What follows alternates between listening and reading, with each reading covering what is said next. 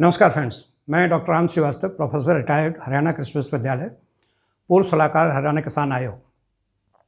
Friends, मैंने अभी पिछले 2 वीडियोज़ के माध्यम से डॉक्टर आर.एस. पड़दा कमेटी रिपोर्ट 2019, जिसे हम policies and action plan for a secure and sustainable agriculture के नाम से जानते हैं, उसके कुछ महत्वपूर्ण अंशों से आपको अवगत कराया था।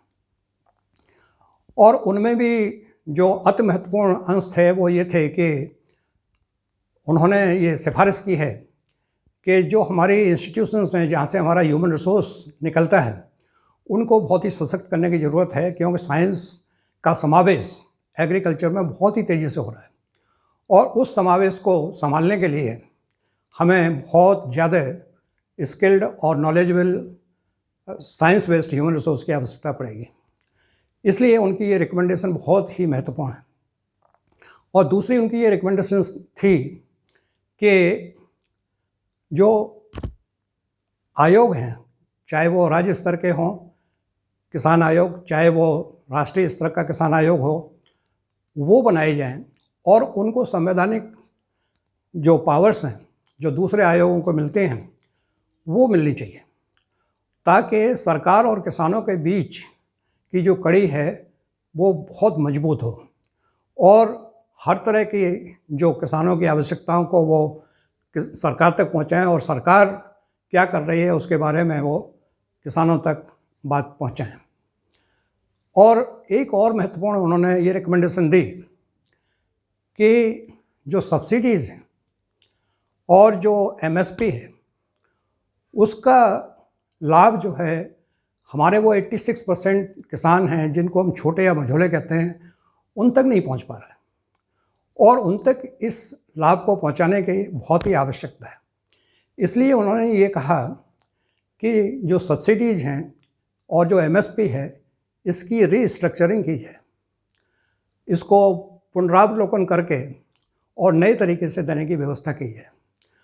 खासकर उन्होंने सब्सिडीज़ के बारे में कहा कि सब्सिडीज़ बहुत ज़्यादा इस समय दी जा रही हैं, लेकिन छोटे किसानों तक नहीं पहुंच रही हैं। तो इसलिए ऐसी व्यवस्था हो कि इसको प्रोत्साहन राशि के रूप में दिया जाए, इंसेंटिव के रूप में दिया जाए और किसानों के खाते में सीधा ट्रांसफ़र किया जाए, ताकि कुछ एक छोटा वर्ग ही उसका फ़ायदा न उठाए, सभी किसान चाहे वो छोटे हैं या मझोले हैं उनको भी इसका लाभ मिले। इसी तरीके से ये एमएसपी है, इसका भी लाभ एक ख़ास वर्ग को ही न मिले, सभी छोटे बड़े किसानों को मिले। इस तरह की इसकी रिस्ट्रक्चरिंग होनी चाहिए।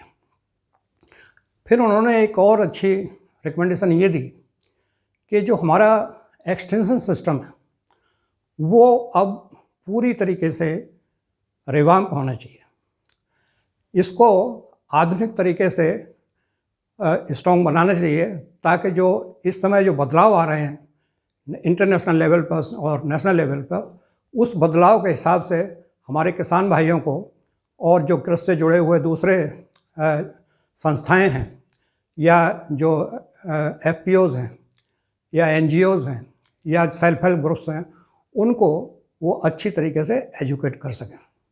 इसीलिए उन्होंने ये कहा कि जो हमारे एक्सटेंशन सेंटर्स हैं, चाहे वो केजीके, केवीके या आत्मा के जो सेंटर्स हैं, उनको नॉलेज, स्किल और इनोवेशन सेंटर्स के रूप में डेवलप किया जाए।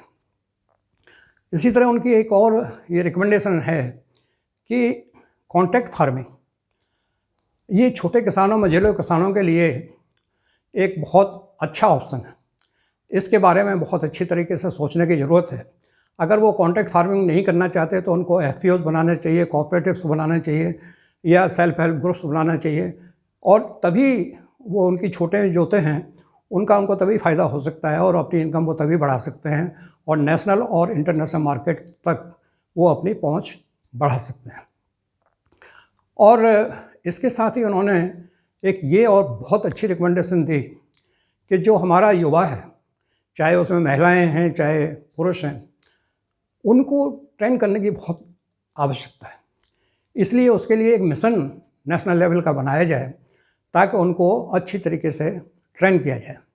और ख़ासकर उन्होंने महिलाओं के लिए उन्होंने कहा कि महिलाओं का योगदान एग्रीकल्चर में लगभग 55 से 60% होता है, लेकिन इसको रिकॉग्नाइज नहीं किया जा सकता।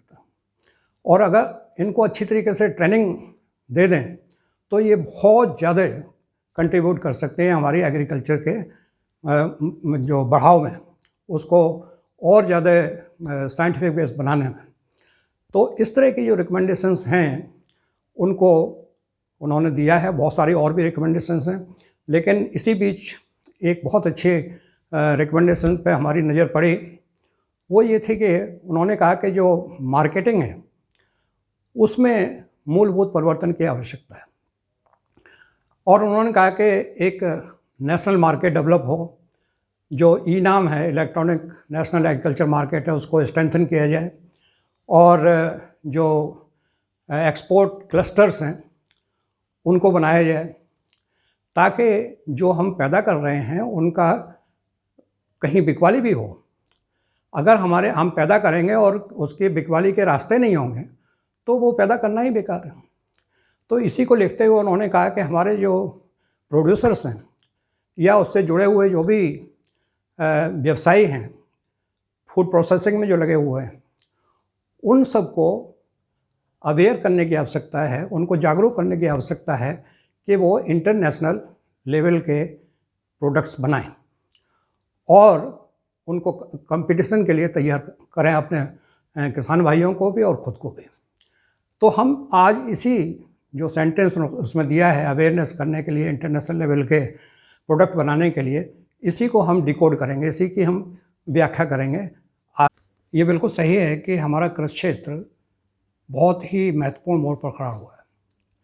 अब तक हमारे कृषि क्षेत्र ने जो परफॉर्मेंस की है उसमें हमने ये देखा कि ग्रीन रेवोल्यूशन आया, जिसको हम हरित क्रांति कहते हैं, वाइट रेवोल्यूशन आया जिसको हम श्वेत क्रांति कहते हैं, और ब्लू रेवोल्यूशन आया जिसको हम नीली क्रांति कहते हैं। और इसके अलावा हॉर्टिकल्चर के क्षेत्र में भी बहुत बड़ी क्रांति आ चुकी है। हम फल उत्पादन में, सब्जी उत्पादन में, फूलों के उत्पादन में दुनिया में पहले दूसरे नंबर पर हैं। और जो एनिमल साइंसेस हैं, पशु विज्ञान के क्षेत्र में भी हमने बहुत बड़ी बड़ी सफलताएं हासिल कर रखी हैं। लेकिन फिर भी जो हमारे विशेषज्ञ हैं उनकी ये राय है कि हमारी कृषि जो है अभी अपनी कैपेसिटी से बहुत नीचे परफॉर्म कर रही है। उसका कारण यह है कि जो हमारे किसानों की आय है वो नहीं बढ़ रही है। उत्पादन बहुत हो रहा है लेकिन आय नहीं बढ़ रही है, और आय न बढ़ने से बहुत सारी समस्याएं पैदा हो रही हैं। सबसे बड़ी समस्या तो ये पैदा हो रही है कि जो युवा हैं, जो कृषि में काम जो कर सकते थे, वो उसको छोड़ के किसी दूसरे रोज़गार की तलाश में गांव से जा रहे हैं। तो आगे खेती के लिए एक बहुत बड़ी चुनौती सामने खड़ी हो रही है। दूसरी, एक विश्व बाज़ार में इतनी सब कुछ पैदावार करने के बाद भी हमारी कोई बहुत बड़ी पहुंच नहीं है। हम 1 और 2% के बीच में ही अपनी भागीदारी रखते हैं पिछले कई दशकों से। तो ये क्या कारण है?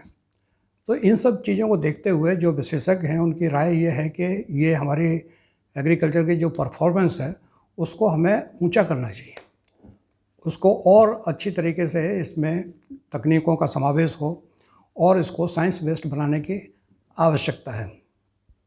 इसीलिए डॉक्टर आर.एस. पर्दा कमेटी ने ये अनुशंसा की है कि अब हमें जो हरित क्रांति का समय था या सफ़ेद क्रांति का समय था या नीली क्रांति का समय था, उस समय की सोच से बाहर निकल के आना चाहिए।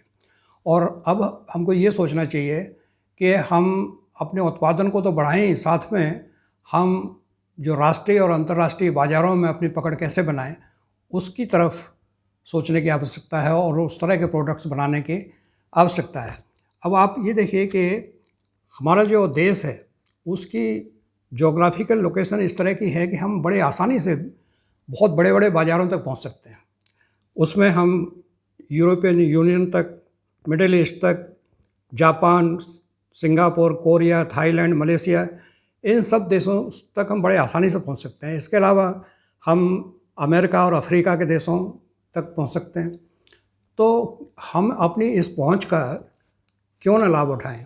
अगर हमारे प्रोडक्ट अच्छे होंगे तो हम पहुंचाने में आसानी से उनको मार्केट तक पहुंचा सकते हैं।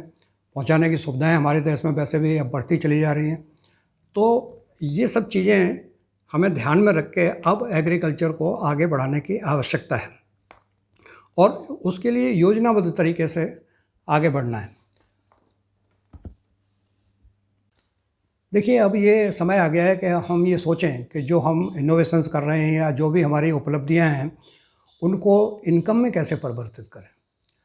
और जब हम ऐसा करने लगेंगे तो हमारी जो कृषि है उसको लाभ होने लगेगा।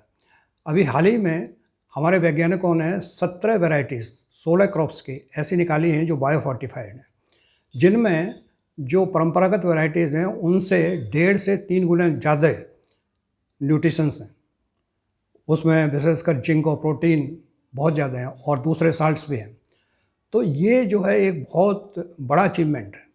अगर हमारे किसान भाई इस तरह की वैरायटीज़ को ग्रो करते हैं तो एक तो माल न्यूट्रिशन की समस्या जो हमारे देश में है, और जो यूनाइटेड नेशंस के द्वारा अंतर्राष्ट्रीय स्तर पर जो अभियान चलाया जा रहा है कि कुपोषण ख़त्म हो, और उसमें हमारे देश के ऊपर सबसे ज़्यादा उनकी निगाह है क्योंकि हमारे देश में कुपोषित लोगों की संख्या बहुत ज़्यादा है। तो जब इस तरह की वैरायटीज़ मार्केट में आ जाएंगी तो कुपोषण भी ख़त्म होगा, और जब इस तरह की वैरायटीज़ के जो हमारे खाद्यान्न हैं जब बाहर बिकेंगे तो उनका भी हमें पैसा मिलेगा। तो हमें इस विजन के साथ इस तरह के जो अचीवमेंट्स हैं उनको आगे बढ़ाने की आवश्यकता है। अब आप ये देखिए कि उपलब्धियां बहुत हो रही हैं, चाहे हॉर्टिकल्चर का क्षेत्र हो, चाहे पशु विज्ञान का क्षेत्र हो, चाहे समुद्र में जो उत्पाद होते हैं उनसे संबंधित बातें हों, पोल्ट्री हो, या फसलों से संबंधित कुछ भी ले लीजिए जो एग्रीकल्चर से रिलेटेड है, उस सब में हमारे उपलब्धियों में कोई कमी नहीं है। अभी चीनी का उत्पादन देखिए, हमारे भंडार भरे पड़े थे और हमें 70 लाख टन के ऑर्डर बाहर से मिले हैं चीनी को सप्लाई करने के। तो ये हमारी उपलब्धियां जो हैं इस तरह हमेशा बनी रहें, ये नहीं कि इस साल हैं और अगले साल नहीं है। और हमेशा बनाए रखने के लिए हमें बहुत ही सोच समझकर अपने प्लान्स बनाने पड़ेंगे और आगे बढ़ना पड़ेगा, तभी हमारी कृषि को फ़ायदा होगा। अन्यथा हमारे भंडार भरे पड़े रहेंगे और जब वो बिकेंगे नहीं तो कोई इनकम होने का सवाल ही नहीं है। फिर चाहे कितनी ही कोई सब्सिडी मिले या कोई लोन माफ़ हो जाए, कुछ भी हो जाए, उसमें किसान को कोई बहुत ज़्यादा फ़ायदा होने की बात नहीं है। इसी तरीके से अभी हाल ही में एक बहुत अच्छी खबर आई कि हरियाणा में सोनीपत के आसपास जो बासमती की खेती होती है, बासमती धान की, उसकी डिमांड विदेशों में बढ़ रही है। ये बहुत अच्छा संकेत है हमारे देश के लिए। हमारे यहाँ से जो वैसे भी बासमती धान एक्सपोर्ट होता था, लेकिन कंपटीटर पूरी दुनिया में बहुत ज़्यादा हैं।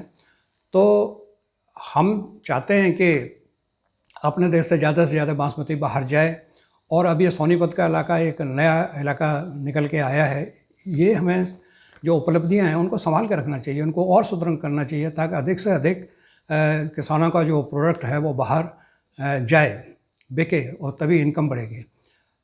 अब इसी तरह से हमारे बहुत से किसान भाइयों ने, समुदायों ने अलग अलग लोकेशंस में बहुत सारे उत्पाद ऐसे हैं जो कि सदियों से उनके पूर्वजों के द्वारा बनाए गए कोई विशेष तरीके की वैरायटी फलों की हैं या फूलों की हैं या और कोई ऐसे एग्रीकल्चर के उत्पाद हैं, उनको उन्होंने संजो के रखा। उनके एक विशेष गुण के कारण वो काफ़ी प्रचलित भी रहे, लेकिन उनको कोई बहुत बड़ी रिकॉग्निशन नहीं मिली, जबकि उनमें गुण बहुत अच्छे अच्छे हैं, लेकिन वो एक विशेष एरिया तक ही रह के सीमित रह गए।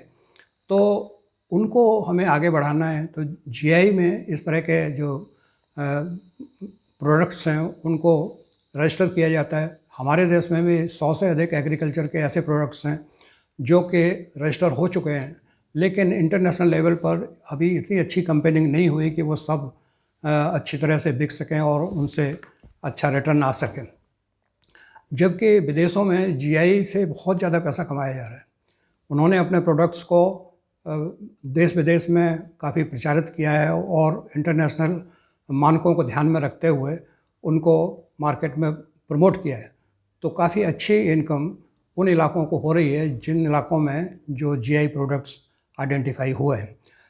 इसीलिए doctor R S Paroda committee report 2019 में ये कहा गया कि सरकार को चाहिए कि विदेशों में अलग अलग दूतावासों में हमारे कुछ एग्रीकल्चर के ऐसे लोग वहाँ रखे जाएं जो हमारे प्रोडक्ट्स को वहाँ प्रमोट करें, और उनका काम यही हो कि हमारे जो प्रोडक्ट्स हैं उनको वहाँ प्रमोट किया जाए।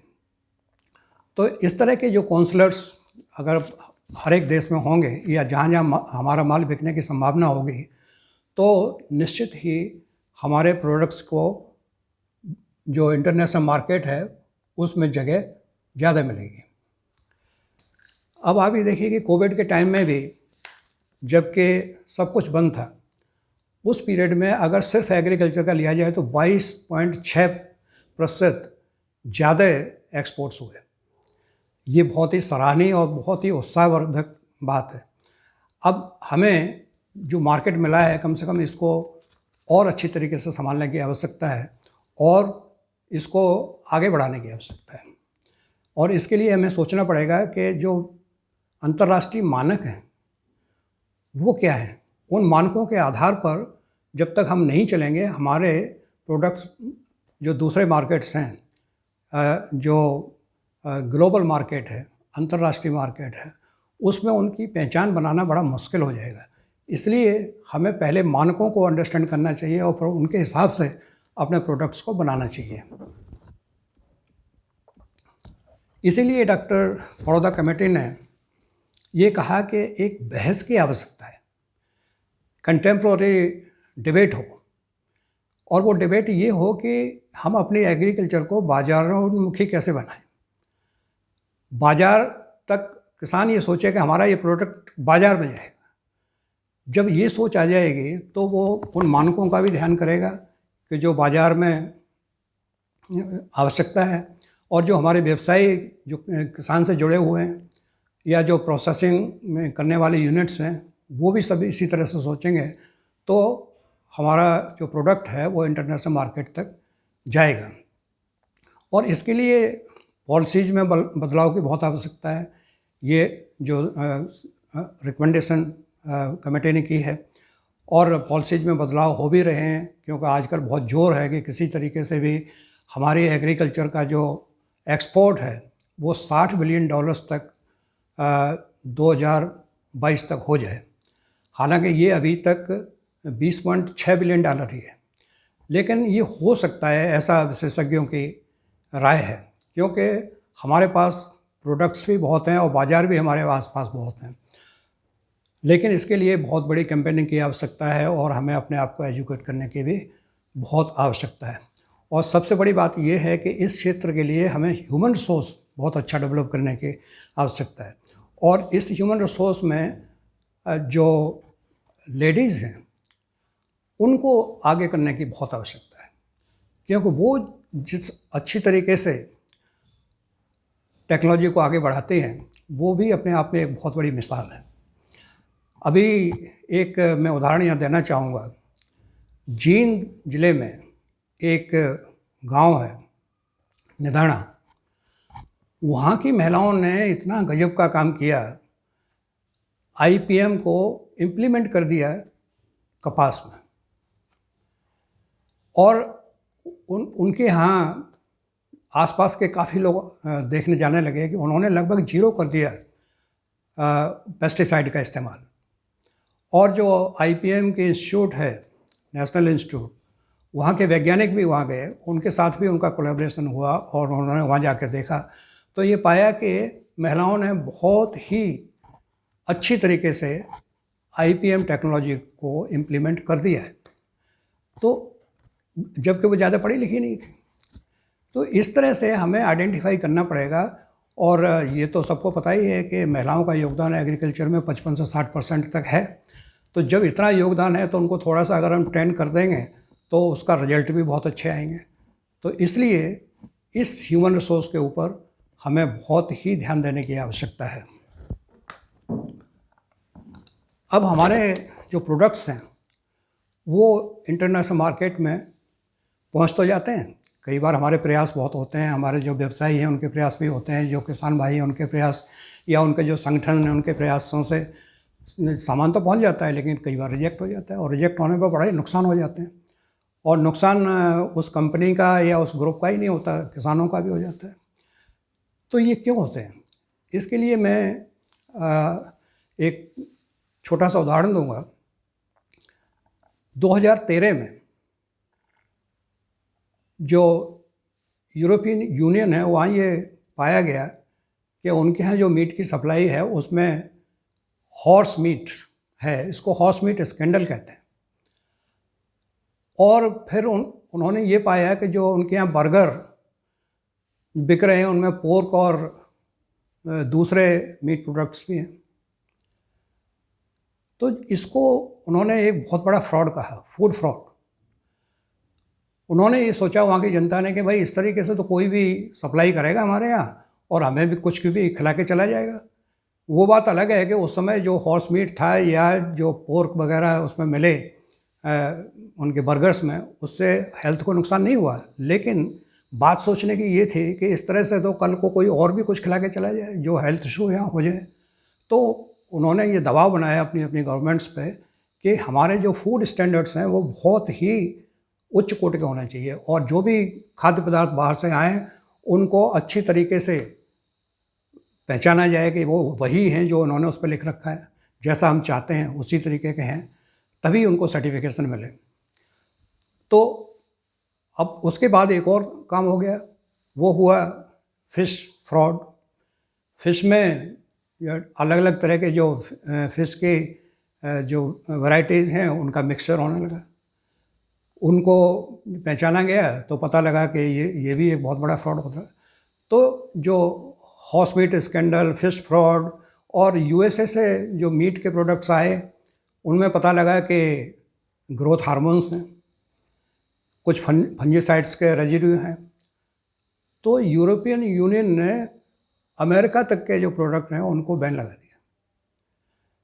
तो अब आप सोचिए कि जब हमारे प्रोडक्ट जाएंगे तो वो भी इसी तरीके से स्कैन किए जाएंगे, और जब स्कैनिंग में पता लगा कि हमारे प्रोडक्ट्स में वो सब चीज़ें हैं जो वो नहीं लाइक करते तो वो रिजेक्ट कर देंगे, तो हमारा सारे प्रयास बेकार हो जाएंगे।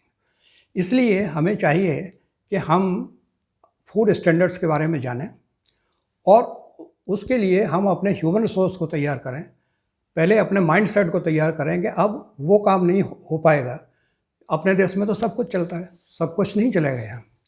यहाँ हम बहुत ज़्यादा जागरूक नहीं हैं, जो कुछ भी मार्केट में दिखाई देता है आसानी से हम खरीद के खा लेते हैं। लेकिन जो एडवांस्ड कंट्री हैं वहाँ तो वो लोग इन सब चीज़ों का ध्यान करते हैं। जो लेवल पे लिखा हुआ है अगर उस तरीके का नहीं है तो वो कोर्ट में भी खड़ा कर देते हैं ले जाके। इसीलिए वो प्रेशर डाल रहे हैं कि लेबलिंग करो, उस पर जो कुछ भी आपके प्रोडक्ट में है वो सब कुछ लिखो, ताकि उन्हें जब ये लगे कि ये प्रोडक्ट जो है गड़बड़ है तो वो आसानी से आपको कोर्ट में खड़ा कर सकें। और वो एक तरीके से एक और प्रेशर बना रहे हैं कि ट्रेसेबिलिटी होनी चाहिए। जो भी प्रोडक्ट मान लीजिए इंडिया से यूरोप में गया है या अमेरिका में गया है तो वो लोग कहते हैं ट्रेसेबिलिटी भी हो। अगर वो चाहें तो ये पता लगा लें कि ये हमारा प्रोडक्ट हमें जो आया है दूसरे देश से या इंडिया से और किसी देश से, वो किस कंडीशन में बना है, कौन सी प्रोसेस का इस्तेमाल हुआ है। तो जब वो ये सब चीज़ें जानने की कोशिश करते हैं तो हमें उसके लिए तैयारी करनी ही चाहिए, अन्यथा हम अपने माल को कहाँ बेचेंगे। अपने देश में सब कुछ तो हम खपा नहीं सकते। और अर्थशास्त्रियों का और विशेषज्ञों का कहना है कि जब तक देश के अंदर खपत और देश के बाहर खपत नहीं बढ़ेगी तब तक हमारी अर्थव्यवस्था को बूस्ट नहीं मिलेगा और तब तक हमारे किसान की आमदनी भी नहीं बढ़ेगी। तो इसलिए हमें अपने एग्रीकल्चरल प्रोडक्ट्स की खपत बढ़ाने के लिए जो अब अंतर्राष्ट्रीय मानक हैं उनको ध्यान में रख के बनाना पड़ेगा। और अगर हम इसकी तैयारी कर लेते हैं तो हम कंपटीशन में आगे निकल जाएंगे। अब आप ये देखिए कि जब हमने WTO के जो एग्रीमेंट था उसके ऊपर साइन किए, उसमें एग्रीमेंट ऑन एग्रीकल्चर भी था, उस पर भी हम साइन कर चुके हैं। और हम ही नहीं, दुनिया के लगभग सारे ही देश अब तो मेंबर हैं। तो उस समय ये कहा गया था कि 15 साल के अंदर आप अपनी तैयारी कर लीजिए ताकि जो लेवल प्लेइंग फील्ड मिले, सब आपस में compete करें, सबका सामान एक दूसरे के यहाँ आ जा सके। तो बहुत से देशों ने उस पीरियड का इस्तेमाल किया, अपने आप को तैयार कर लिया। लेकिन हमारे यहाँ कंट्रोवर्सी चलती रही तो वो नहीं हो पाया, उतनी हम आगे नहीं जा पाए जितने बहुत से देश चले गए। अब आज वियतनाम, थाईलैंड, मलेशिया, इंडोनेशिया जो हमसे काफ़ी पिछड़े हुए थे वो बहुत सारे प्रोडक्ट्स लेके इंटरनेशनल मार्केट में कंपटीशन के लिए तैयार खड़े हैं। और यहाँ तक वो ये इंडिया से कहते हैं कि फ्री ट्रेड एग्रीमेंट FTA कर लो, उनका सामान हमारे देश में आसानी से आ जाए, तो फिर हमारे देश में जो सामान है उसको फिर कौन लेगा? क्योंकि हमारे स्टैंडर्ड उनको मीट आउट नहीं कर रहे, तो उनका सामान पहले बिक जाएगा, हमारे नहीं बिकेंगे। तो हम FTA भी नहीं कर सकते। FTA करने से पहले हमें इंटरनेशनल स्टैंडर्ड के अपने प्रोडक्ट्स तैयार करने पड़ेंगे, उस तरीके का हमें माइंड सेट करना पड़ेगा। और इससे हम पीछे अब जा नहीं सकते हैं, क्योंकि हमारे आसपास और सारे देश जहाँ भी एग्रीकल्चर के उत्पादन हो रहे हैं, उन्होंने उस तरीके का अपना सिस्टम बना लिया है कि पूरी वैल्यू चेन उन्होंने तैयार की हुई है, और वो इंटरनेशनल स्टैंडर्ड के हिसाब से वैल्यू चेन को बनाया हुआ है। वो हमें भी करना पड़ेगा। अब जो कृषि निर्यात में मुख्य समस्याएं आती हैं वो ये है कि क्वालिटी मेंटेन्ड हो, जो आज है वो कल हो। जब भी कोई भी आयात करने वाला देश है हमारी क्वालिटी को चेक करे तो वही क्वालिटी हो जिस क्वालिटी पर उसने हमें ऑर्डर दिया है। और जो हमारे रेट्स हैं वो इंटरनेशनल मार्केट में कम्पिटिटिव हों, हमारी आपूर्ति करने की ऐसी क्षमता होनी चाहिए कि समय पर पहुँचे। और जो स्वच्छता और पादप स्वच्छता का जो पैमाना है, उसके जो मानक हैं, उनको हमें बहुत अच्छी तरीके से जानना चाहिए। और इसके लिए जो स्टैंडर्ड्स का एक कोड है, फूड कोड, उसको हम कोडेक्स एलिमेंटेरियस भी कहते हैं। वो कलेक्शन ऑफ स्टैंडर्ड्स है, और उसको FAO और WHO ने दोनों ने मिलकर तैयार किया है। और उनका उद्देश्य ये है कि ये जो स्टैंडर्ड्स हैं, इन्हीं के आधार पर सारे कंट्रीज अपने अपने स्टैंडर्ड्स बनाएं और उनका कोई दुरुपयोग ना हो।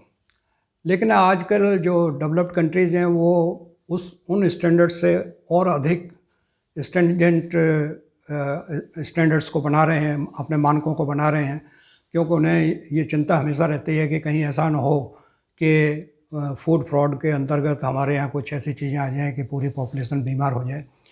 तो इसलिए हमें उन सब की तरफ ध्यान रखना है, और जो फूड कोड हैं उनके बारे में हमें बहुत अच्छी तरीके से जानकारी करना है। और इसी तरीके से जो टेक्निकल बैरियर्स हैं उनके बारे में भी हमें तैयारी रखनी है कि वो कौन कौन से बैरियर्स हैं।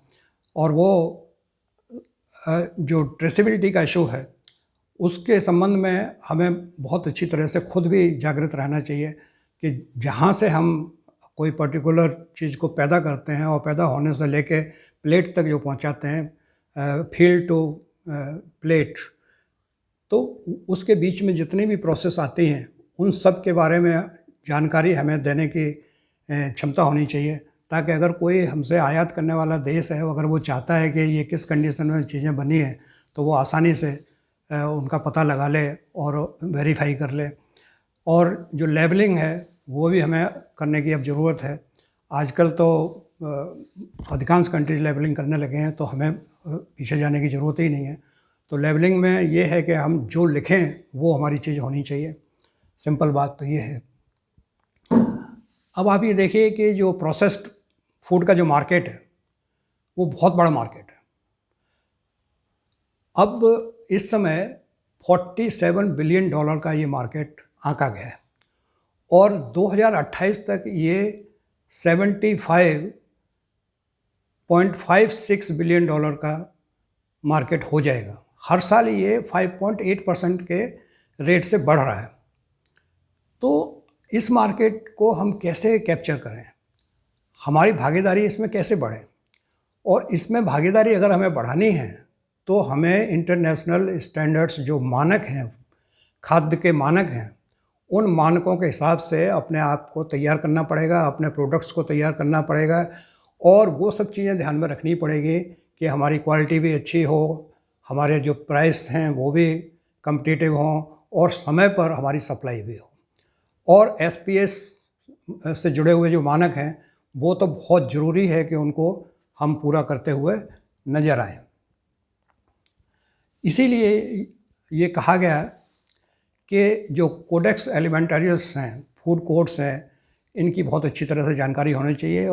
अब हमें अगर इंटरनेशनल स्टैंडर्ड्स के हिसाब से जो अंतर्राष्ट्रीय मानकों के हिसाब से अगर अपने फूड प्रोडक्ट्स, एग्रीकल्चरल प्रोडक्ट्स को तैयार करना है तो हमें इन सब चीज़ों के बारे में अच्छी जानकारी कर लेनी चाहिए।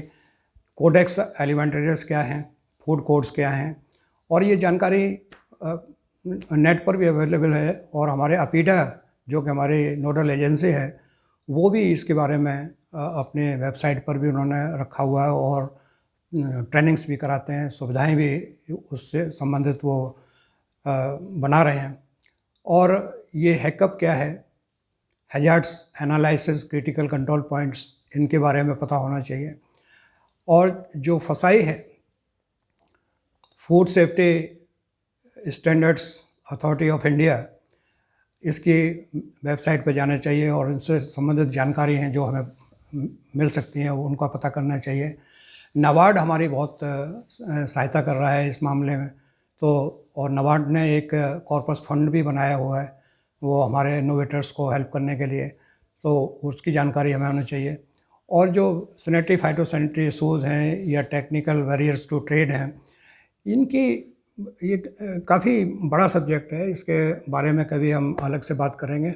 लेकिन इनके बारे में मोटी मोटी जानकारी हमारे किसानों को भी होनी चाहिए। हमारे जितने भी खेती से जुड़े हुए हैं, चाहे वो इनोवेटर्स हैं, चाहे वो स्टार्टअप्स हैं, चाहे वो जो सेल्फ हेल्प ग्रुप्स हैं या फार्मर्स ऑर्गेनाइजेशंस हैं, तो FPO जिनको कहते हैं, तो इन सब को जब तक इन चीज़ों की जानकारी नहीं होगी तो उस तरीके से वो अपनी सोच डेवलप नहीं कर पाएंगे, और सोच डेवलप नहीं होगी तो प्रोडक्ट फिर उस तरीके के कैसे बनेंगे। और अब वो चीज़ तो बिल्कुल भूल ही जानी चाहिए कि कुछ मिलावट करके हम भेज देंगे, तो हमने बड़ा इसमें धोखा खाया है। हमारे बहुत सारे प्रोडक्ट कितने बार वापस आए हैं। हमारे जो आम के उत्पादक किसान थे उनको बहुत नुकसान हुआ, हमारे जो बासमती उगाने वाले किसान थे उनको बहुत नुकसान हुआ है। तो ये अब मिलावटखोरी और स्टैंडर्ड्स के, जिसको हम कहते हैं फ्रॉड्स, यूरोप में अब इनको फ्रॉड कहा जाने लगा, तो ये हम फ्रॉड करने की न सोचें। हम अपने प्रोडक्ट को उन मानकों के आधार पर बनाएं जो मानक एक्सेप्टेड हैं इंटरनेशनल मार्केट में, तभी हमारी कृषि को बहुत ज़्यादा बल मिलेगा। क्योंकि हमारे पास क्षमताएं हैं, क्षमताओं की कोई कमी नहीं है, लेकिन हमें अपनी सोच बदलनी पड़ेगी ताकि हमारी जो क्षमताएं हैं वो इनकम में परिवर्तित हो जाएं। अब हमने जो हमारी सरकार है उसने एक एक्सपोर्ट पॉलिसी बनाई है, वो थोड़ी लिबरल पॉलिसी है, इसी के कारण बहुत सारे एक्सपोर्ट्स बढ़े हैं। और उन्होंने प्रोडक्ट लिंक इंसेंटिव देने के लिए एक स्कीम 11,000 करोड़ की रखी हुई है। जो अच्छे प्रोडक्ट्स बनाएंगे इंटरनेशनल स्टैंडर्ड्स के, उनको कुछ इंसेंटिव उसमें दिए जाते हैं। इसीलिए इसी तरह से मार्केट इंफ्रास्ट्रक्चर को स्ट्रेंथन करने के लिए नाबार्ड ने एक कॉर्पस फंड बनाया हुआ है। इस कॉर्पस फंड से वो काफ़ी सहायता कर रहे हैं। इसी तरह से जो ट्रांसपोर्ट की फैसिलिटी हैं अपने देश में अब काफ़ी बढ़ती जा रही हैं, चाहे वो एक्सप्रेस वे हों या फ्रेट कॉरिडोर्स अब बन के तैयार हो रहे हैं। तो अब हमारे जो एग्रीकल्चर से जुड़े हुए, चाहे किसान भाई हैं, चाहे व्यवसायी हैं या स्टार्टअप्स हैं या FPOs हैं, अब उनको तैयार रहना चाहिए कि अब जब फैसिलिटी डेवलप हो रही है तो हमें अपने सोच में भी बदलाव करके और प्रोडक्ट उस तरह के बनाएं जो कि इंटरनेशनल मार्केट में आसानी से एक्सेप्ट हो जाएं और हमें इनकम बढ़ाने में आसानी हो। और जो सबसे बड़ी बात डॉक्टर पौधा कमेटी ने बार बार कही है कि हमें प्राइवेट सेक्टर के साथ भी बहुत अच्छे संबंध बना के रखना है, उनके साथ कोलैबोरेशन करके चलना है, क्योंकि जो क्षमताएं उनके पास हैं वो हमारे पास नहीं है। दोनों की क्षमताओं का जब मेल हो जाएगा तो हम इस इंटरनेशनल मार्केट में आसानी से घुस सकते हैं, उसका हम ज़्यादा फ़ायदा उठा सकते हैं। हम जो प्राइवेट सेक्टर है उससे एक्सप्लॉइट न हो। अब ऐसे तरीके हैं कि भाई एग्रीमेंट के बेस पे उनसे हम वो करते हैं कोलैबोरेशन और फिर उसी के हिसाब से आगे बढ़ते हैं, तो कोई बहुत ज़्यादा एक्सप्लॉइटेशन वाली बात आती नहीं है। कोई अगर करता है तो उसके लिए दंड का प्रावधान भी है और होना भी चाहिए, सरकार उसके लिए करे ताकि किसान को एक्सप्लॉइट न किया जा सके। लेकिन हम प्राइवेट सेक्टर को इग्नोर नहीं कर सकते, क्योंकि उनकी अलग क्षमताएं हैं। वो क्षमताएं, हर आदमी हर क्षमता को नहीं रख सकता। किसी के पास कोई क्षमता है, किसी के पास कोई क्षमता है। जब क्षमताओं का आपस में मेल हो जाता है तो वो बहुत बड़ी शक्ति के रूप में आगे बढ़ते हैं। तो इसलिए प्राइवेट सेक्टर के साथ में भी बहुत अच्छा वो रहना चाहिए कोलैबोरेशन।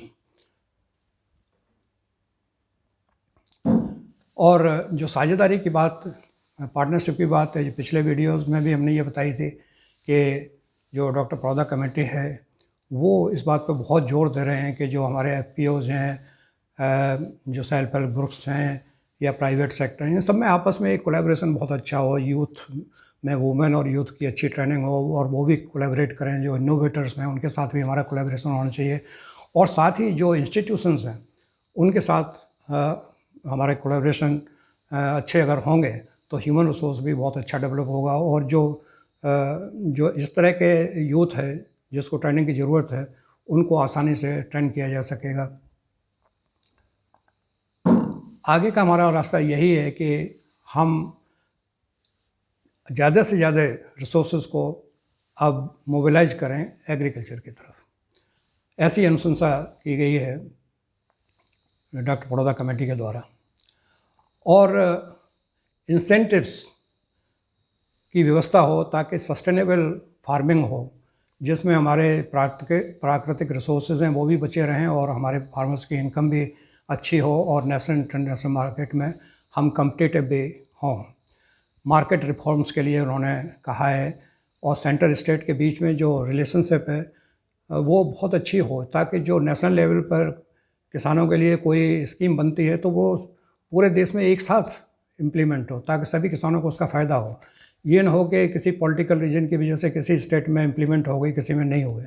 तो ये एक सामंजस्य बनाने की आवश्यकता है और पब्लिक प्राइवेट सेक्टर में आपस में अच्छा सामंजस्य हो और स्किल्ड ह्यूमन रिसोर्स डेवलप हो। ये अनुशंसाएँ डॉक्टर पड़ौदा कमेटी की बहुत ही अच्छी रिकमेंडेशंस हैं। इनकी तरफ हमें ध्यान देने की आवश्यकता है और इन पर कार्य करने की आवश्यकता है। फ्रेंड्स, मैंने ये कोशिश की कि इन 3 वीडियोज़ के माध्यम से वो सब मुख्य बातें खासकर किसान भाइयों तक और जो कृषि से जुड़े हुए वो लोग हैं जिनको इतना समय नहीं मिल पाता कि वो इन रिपोर्ट्स तक जा पाएँ। बहुत सारे अवरोध होते हैं उनके सामने, समय का अवरोध है, भाषा का अवरोध है। तो मैंने ये कोशिश की कि सिंपलेस्ट वे में, साधारण तरीके से इस रिपोर्ट की बात को आगे तक पहुंचाया जाए। आशा है सबको इसका कुछ न कुछ फ़ायदा मिलेगा। मैंने इससे पहले डॉक्टर स्वामीनाथन जी की रिपोर्ट को भी इसी तरीके से साधारण लैंग्वेज में प्रेजेंट किया था और मुझे खुशी है कि बहुत बड़ी संख्या में लोगों ने उसको देखा। और ये जो रिपोर्ट है डॉक्टर RS पड़ौदा कमेटी की, इसको भी काफ़ी लोग देख रहे हैं। बहुत बहुत धन्यवाद सभी को। नमस्कार।